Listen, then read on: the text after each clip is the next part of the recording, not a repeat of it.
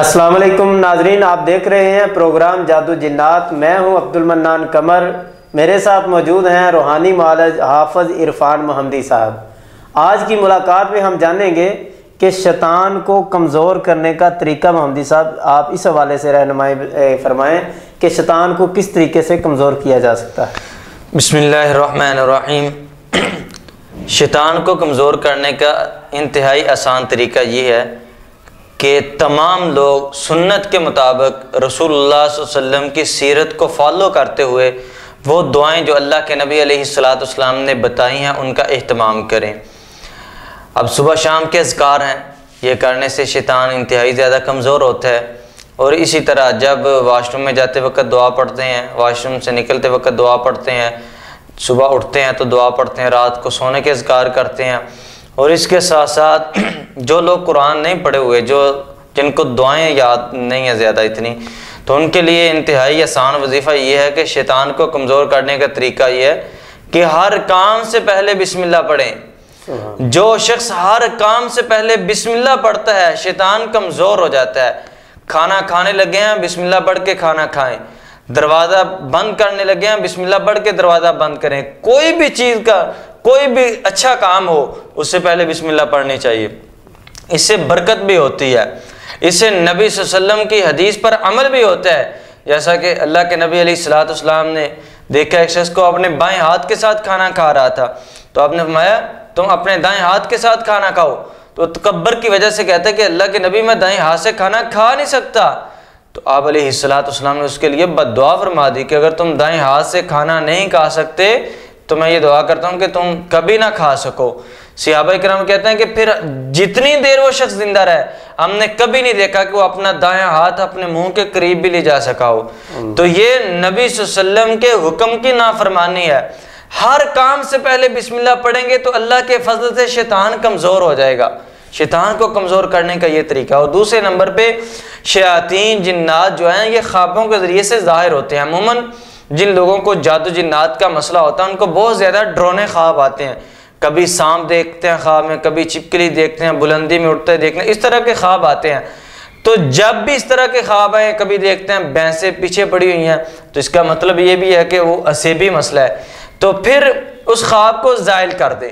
اللہ کے نبی علیہ السلام نے فرمایا کہ جب خواب کو زائل کر دیا جاتا ہے تو اس کا جو برا شر ہوتا ہے وہ انسان کے اوپر اثر نہیں کرتا، ورنہ جو خواب کے اثرات ہیں وہ انسان کی زندگی میں 40 سال تک بھی رہتے ہیں، ایک روایت میں 70 سال تک بھی رہتے ہیں۔ اور خواب کو ظاہر کرنے کا طریقہ یہ ہے کہ اپنے بائیں کندھے کی طرف دھتکار دیں اعوذ باللہ پڑھ کے۔ اب امام تبری رحمہ اللہ کہتے ہیں کہ اس سے شیطان کمزور ہوتا ہے۔ دھتکارنے کا مطلب یہ ہے کہ گندی چیز کو دھتکارا جاتا ہے نا، اب دیکھیں خوشبو لگائیے تو اس وقت تو نہیں کوئی دھتکارتا، جب گندی چیز آپ سفر کر رہے ہیں تو سفر میں بدبو آتی ہے تو ہم دھتکارتے ہیں، اپنے منہ کے آگے کپڑا رکھ لیتے ہیں کہ بدبو ہمارے تک نہ آئے۔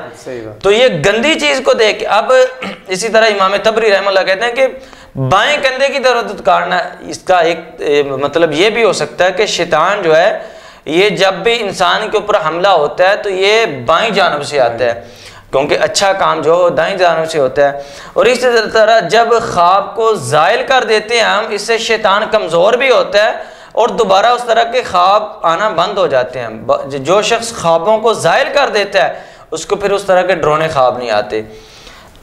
ایک روایت میں آتا ہے خثیم رحمہ اللہ کے متعلق، ربیع بن خثیم، وہ کہتے ہیں کہ ایک شخص ان کے پاس آیا کہ کہتا ہے کہ حضرت میں نے خواب دیکھا ہے، رات کو ایک شخص میرے پاس آتا ہو آ کے کہتا ہے کہ ربیع بن خثیم جہنمی ہے، تو حضرت خاموش ہو جاتے ہیں اور اسی وقت پڑھتے ہیں، اپنے بائیں کندھے کی طرف دھتکارنے پڑھتے ہیں اعوذ باللہ من الشیطان الرجیم۔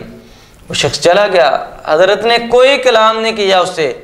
دوسرے دن وہ شخص سویا، اس کو پھر خواب آتا ہے، اس کے پاس ایک شخص آتا ہے اور اس کے ہاتھ میں ایک کتا ہے، کتے کی جو زنجیر ہے اس نے اپنے ہاتھ میں پکڑی ہوئی ہے، تو کتے کا چہرہ جو ہے وہ زخمی ہے۔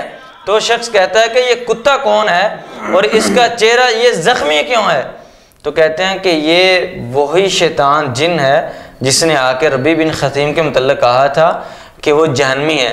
جب حضرت کو پتہ چلا تو انہوں نے نہ تو شیطان کو گالی دی اور نہ کوئی ایسے کلمات کہہ رہے کہ جن سے جنات کو طاقت ملتی ہو، انہوں نے صرف دعا پڑھی اور خواب کو زائل کر دیا۔ تو ان چیزوں سے جنات ہمیشہ کمزور ہوتے ہیں۔ ہر کام سے پہلے اللہ کا نام لیں۔ ابھی ایک کیس کر رہا تھا میں، تو ابھی مجھے ریسنٹلی پتہ چلا کہ ان کے گھر میں بار بار پوچھتے تھے کہ کیا مسئلہ ہے، کنڈیشن کیا پیشنٹ کی، تو جب بھی پوچھتے تھے تو اس کے بعد پھر وہ معاملات شروع ہو جاتے تھے، جنات کے حملے، گھروں میں خون کے چھینٹے، پانی کے چھینٹے، اور جس طرح جنات اٹیک کرتے ہیں، کبھی تلاوت لگاتے ہیں تو وہ بند کر دیتے ہیں۔ تو ان کے بچے وہ کسی غیر شرعی معالج کے پاس گئے، تو ان کی جو بڑی عورت تھی انہوں نے کہا کہ ہم سارے بھی مر جائیں لیکن ہم اللہ کے ساتھ شرک نہیں کریں گے۔ اب جو یہ کلمات ہیں، ہماری جان جاتی ہے تو جائے، ہم اللہ کے ساتھ شرک نہیں کریں گے، یہ اللہ کو راضی کر دینے والے جملے ہیں۔ اس سے شیاطین جنات کمزور ہو جاتے ہیں۔ تو مجھے بتایا کہ کچھ دنوں کے بعد وہ معاملہ ختم ہو گیا۔ پھر کوئی ان کے عزیز و اقارب ان کے گھر میں گئے تو انہوں نے جا کے پھر پوچھا کہ بتاؤ اب کیا کنڈیشن ہے، تو اسی دن پھر جنات کے اٹیک شروع ہو گئے۔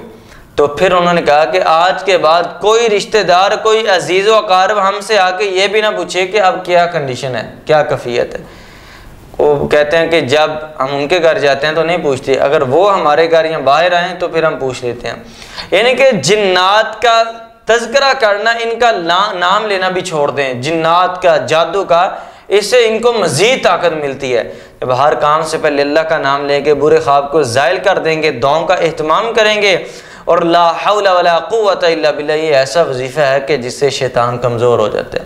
ایک شخص میں حاضری ہو، وہ کسی کے اوپر اٹیک کرنے لگا ہو تو پڑھیں لا حول ولا قوت الا باللہ، اعوذ باللہ من الشیطان الرجیم۔ یہ ایسا جملہ ہے کہ جس سے شیاطین جنات کمزور ہو جاتے ہیں۔